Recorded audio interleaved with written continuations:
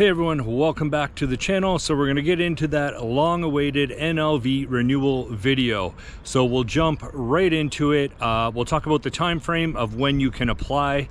So you have 60 days prior to the expiration of your TIE card or 90 days after. So you have a 5-month window. I would not suggest waiting until it expires, because if you're going to stay in Spain, it's really not an issue. But if you're going to travel outside the country, it's going to cause complications when you try to re-enter Spain. So that's the first point. That's your window of your application. Okay, so how do you apply for your renewal? So there's two ways. You could still go into the immigration office in person with your documents. I do not recommend doing that. Basically, everything is online, and that's the way they want to do it going forward. So just do it online. You can do it yourself and go to the website, upload the documents, and they will process it. If they need to talk to you, though, they use this identifier kind of app or website called Clav. I think it's Clav. I'll drop it below anyways. And what you need to do is register on that, because if the immigration office sends you a message, you will not be able to access it without your PIN and being registered. So there's two ways to register. You can get a code sent to your tax address, and you just go online and enter that in. They have, I think, up to 10 days to give you that.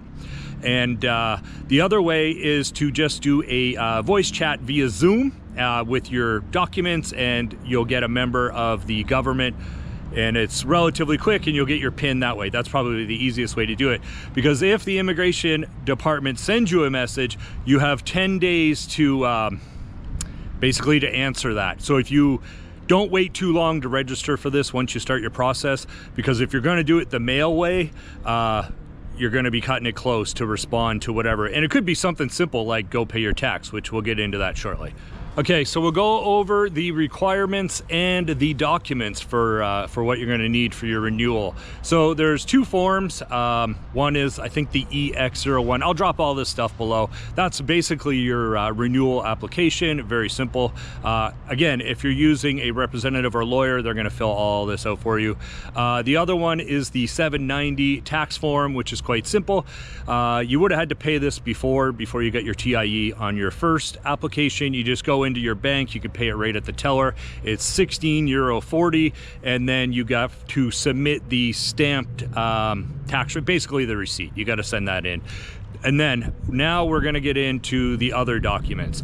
So you need an entire copy of your passport, every single page, which I know you didn't have to do this for your original. It's actually much stricter and much more engaged, this renewal, than it's easier to come into Spain on your first one through the consulate, or at least it was for me anyways, in Toronto. So yeah, so you need an entire copy of your passport. Of course, you need a copy of your TIE, and you're gonna have to get into the financials. Now, I have to say a little piece on that.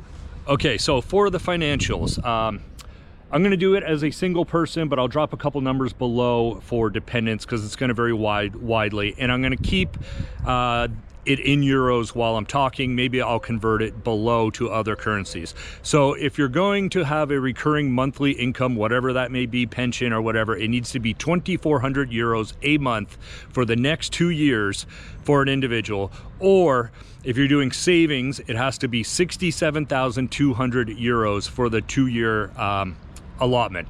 So you can also do a combination, but I have no idea how that works. So I would probably enlist the help of someone if you're going to do the combination. Now, if your accounts are joint, you're going to need a current wedding certificate, like within the last 3 months. Now, you're also going to need that apostilled, and if you're not in a country that did not sign on to the apostilled, like Canada, then you're gonna have to go through global affairs, and that can be time consuming. So you might wanna start forecasting that. If your accounts are joint as the primary applicant, then you're going to need that certificate translated. And all the financial documents have to be translated, which when I applied for my original visa, I just literally printed them off from my bank. I'm with one of the big 5 in Canada, and mailed them in. Like, I did not, there's no notarizing, nothing like that, no translation. These all have to be translated, and they wanted a bank certificate, which the bank I'm at does not. They haven't done them since like the 70s, and apparently only a few banks in Canada actually issue bank certificates. So beware, because the consulate, or the not the consulate, but the immigration office here were adamant they wanted a certificate, but it just does not exist pretty much in Canada. I think only 2 banks still do it, and I don't know which ones they are. That was what my bank told me anyways. So yeah, so you're gonna have to get all that translated, which is time consuming, but if you're using a lawyer or a representative, they should have contacts for translation. So that's why I use a lawyer.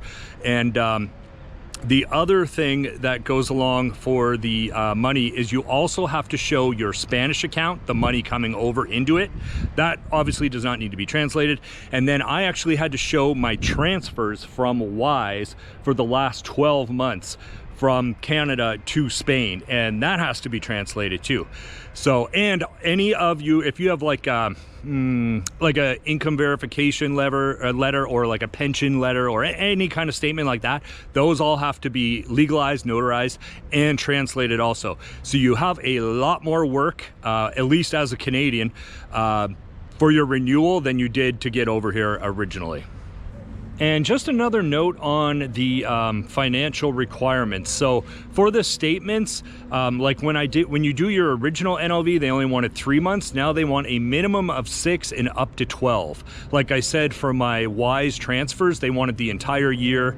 And for the banks back in Canada, they wanted 6 months. And my bank in Spain, they actually wanted 12 months of all the transactions of money coming into Spain. So beware, it's very easy to print off online though. The only problem is the Canadian stuff has to be translated and legalized. But other than that, very simple. Now, the next document is quite simple. You basically just got to go to your town hall and get a current version of your Padron. So within the last 3 months of the application, that's very simple. It should be completely free. My town hall gave me like 4 official copies stamped, so shouldn't be an issue. The other thing you're going to need, of course, is your private health insurance. So the best way to do it is just if you can stay with the same company and renew, it just is much more seamless. They'll issue you brand new certificates for your application, and that part is not ahead. Now, if you want to switch companies, apparently the immigration office, it doesn't make them as happy as if you just renew. I guess they like continuity. So I stayed with the same ones, ASSSA, they've been fantastic. So I went with them and just renewed. I'm all the way up to the end of 2024 now. And yeah, and that's pretty much it for the documents. But anything coming from outside of Spain, it's gonna have to be translated, notarized, or gone through global affairs or apostilled if you have that in your country. So the next thing is, how long do they have to get back to you? So they have 3 months to process your application, and again, they're going to communicate with you if you submit it digitally only via this Clav app or Clave or whatever it's called. So make sure you're registered for that. If you don't do it digitally, they're going to mail you letters, which is horrible in my opinion. So you're going to want to register and do it digitally. It's going to save you a headache.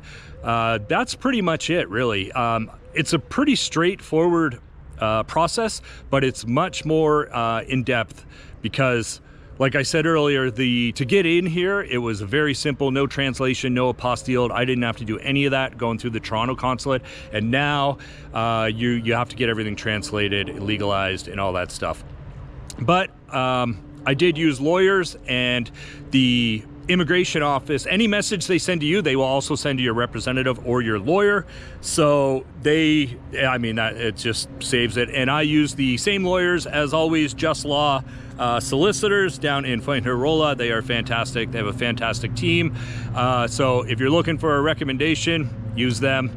Other than that, yeah, I think that's about it.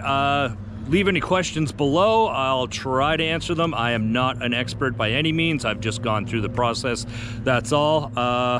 So yeah, anyways, I'll keep you up to date with more living in Spain videos and whatever else I come across, and of course the travel videos. So thanks for tuning in. I hope the video was helpful, and we will see you in the next one.